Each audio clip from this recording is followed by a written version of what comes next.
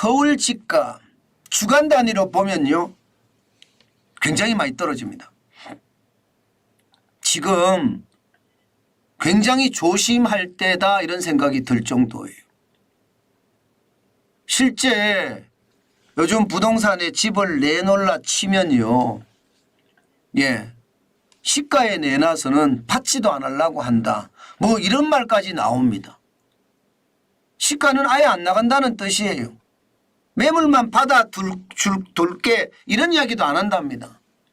안 받겠습니다. 이렇게 그 이야기 한대요.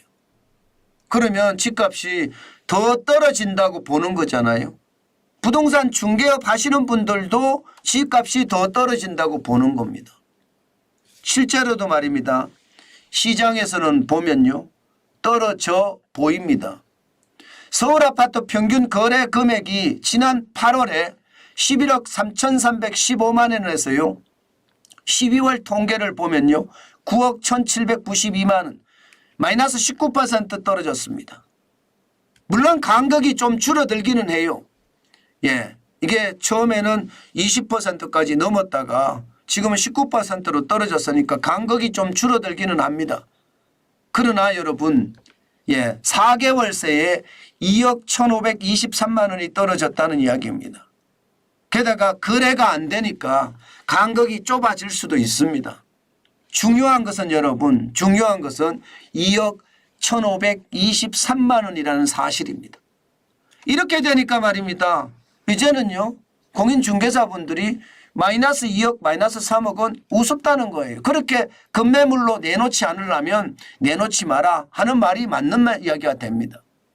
실제 서울 강동구 고덕 아르테온 아파트 강남입니다. 전용이에요. 전용 84.95제곱미터에 대한 경우를 보면 여러분 실질적으로 2021년 9월 18일에 17억 8천만 원까지 갔었거든요. 이게 말입니다. 11월 10일 17층이에요. 14억 8천만 원 16.9% 3억이 빠졌습니다. 쭉 현재대로 보면 말입니다. 물론 그전에 2022년 12월에는 15층이 12억 9,500까지 떨어지기도 하고요. 2023년 1월 7일에는 11층이 13억 1,500만 원까지 떨어지기도 했습니다. 그러던 것이 7월에는 정점을 올랐죠. 16억 7천만 원까지 올랐다가 지금 11월 10일에는 14억 8천만 원까지 떨어졌다는 거. 전체적으로는 집값이 떨어지는 기조다 이렇게 생각하나요? 강남도 그렇다는 뜻입니다. 강남도. 이런 지표들은요. 거짓말을 안 합니다. 거짓말을. 저는 이런 지표들을 여러분들에게 계속 다르게 지표를 여러분에게 알려드리는데요.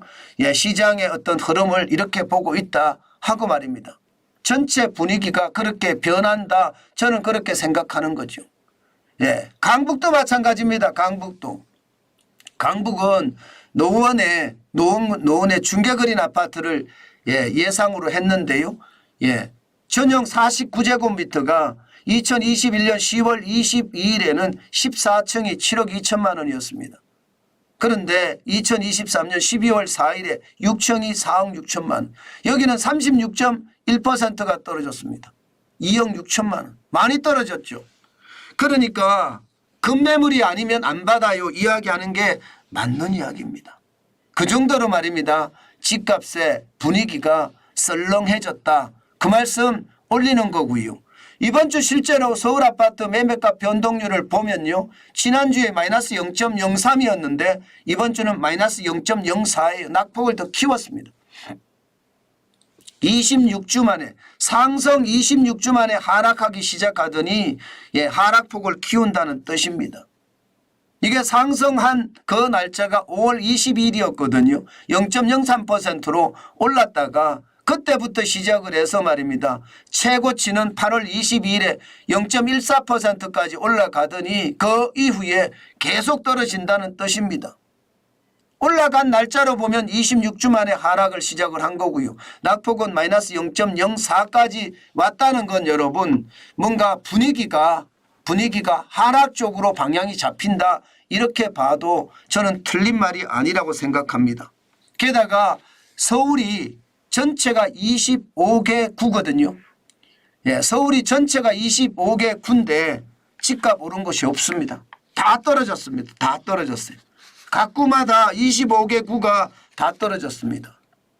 뭐 지역에 따라 편차는 있습니다만은 많이 떨어진 데는 1억까지 떨어졌고요. 적게 떨어진 데는요. 뭐 5천만 원이라도 떨어졌다는 게 지금 시장의 전망이에요. 뭐 구로구도 떨어지고요. 동작구도 떨어지고요. 예, 강남구도 떨어지고요. 강동구, 송파구 할 것 없이 다 떨어졌다는 이야기입니다. 어디 그뿐입니까? 여러분 그것만이 문제가 아니죠. 예, 수도권 아파트도 지금 낙폭을 더 키우고 있습니다. 지난 9월 18일에 0.17%까지 올라가더니요. 결국은요. 24주 만에 하락을 시작을 해서 지금 낙폭은요. 0.06%까지 늘렸습니다. 지난달만 하더라도 0.05%였거든요. 이것이 0.06%로 늘렸으니까 더 분위기가 커진 거라고 봐야 되죠. 실제 수도권 아파트도 떨어진다고 봐야 됩니다. 여기에 전국 아파트도 마찬가지입니다. 전국 아파트도 지금 낙폭을 더 늘리고 있습니다. 지난주까지만 하더라도 0.04% 마이너스였는데 이번 주는 마이너스 0.05% 15주 만에 하락을 한 이후에 계속 떨어지고 있습니다. 11월 20일에 0.00% 그렇게 떨어지더니요.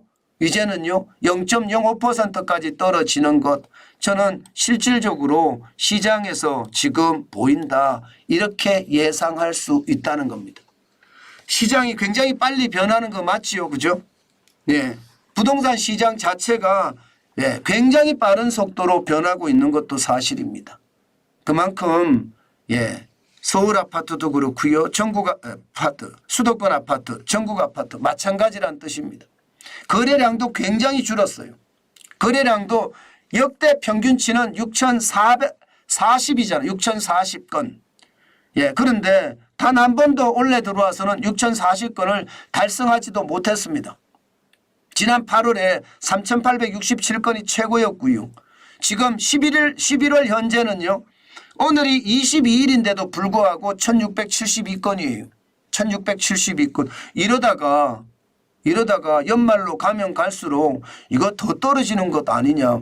뭐 12월의 건수가 지금 뭐 1,000건을 못 넘기면 어떡하냐. 이런 이야기까지 나돌 정도예요. 그 정도로 말입니다. 시장에서는 매물은 굉장히 많이 쏟아집니다. 연초 대비하면 50% 이상 매물이 늘어났습니다. 그런데도 시장의 거래는 굉장히 떨어진다. 쉽게 말하면 1억, 2억, 3억 예, 급매물로 내놓지 않는다면 지금은 거래 자체가 없다는 이야기예요. 1억 갖고는 택도 없다는 이야기고요. 1억 갖고는 더 많은 예, 급매물이 나와야 되는데 금액이 마이너스 2억이나 마이너스 3억이 문제가 아니다. 그만큼 말입니다. 시장의 분위기는 거래 절벽 예, 완전히 냉골로 바뀌었다는 게 현재까지의 상황입니다. 그만큼 예, 부동산의 상황은 지금 절대값이 좋지 않다. 예, 그렇게 정리하면 될 것 같습니다. 매주 제가 부동산을 체크를 해드리는데요. 시장을 제가 볼 때마다 저도 시장에 대해서 많이 놀랍니다. 저는 부동산에 대한 지표를 굉장히 많이 가지고 있습니다. 다양한 지표를 가지고 여러분들에게 그때 상황에 맞는 지표를 설명을 드리는데 예, 저는 지표를 볼 때마다요. 일단은 우하향입니다. 그러나 엄청난 우하향이 될 것인가 거기에 대해서는 저는 예, 생각하지 않습니다. 다시 말해서 폭락은 없다는 뜻이에요. 예, 이렇게 지지부진 박스권으로 왔다 갔다 하지 않을까 저는 그런 생각합니다. 물론 말입니다. 총선 후는 우리가 반드시 생각해 봐야 돼요. 제가 여러분들에게 임장은 하되 진짜 이거 내 거다 이런 생각이 들지 않으면 계약하지 마시라고. 예, 지금 총선 후가 어떻게 될지 모른다. 그 말씀을 제가 계속 드리고 있습니다. 아마도 총선 전까지는 안 떨어뜨리려고 노력할 거예요. 그것이 말입니다. 시장의 악수가 될 수도 있으니까 시장을 제대로 지켜보자는 뜻입니다. 저는 기본적으로요. 예, 무주택자 입장이라면요. 시가 보다가 30% 많으면 40% 떨어지면 그냥 바로 계약하라고 계속 말씀드리고 있습니다. 제가 임장에 대한 이야기는 벌써 9월 달에 집값이 선회했다 그 말씀을 드렸고요. 10월, 11월부터는 제가 임장에 대한 이야기를 하기 시작했습니다. 2023년 11월부터 그것도 11월 말부터는 임장에 대한 이야기를 하기 시작했으니까 한 번쯤 둘러보시는 것도 나쁘지 않겠다. 그렇게 정리하겠습니다.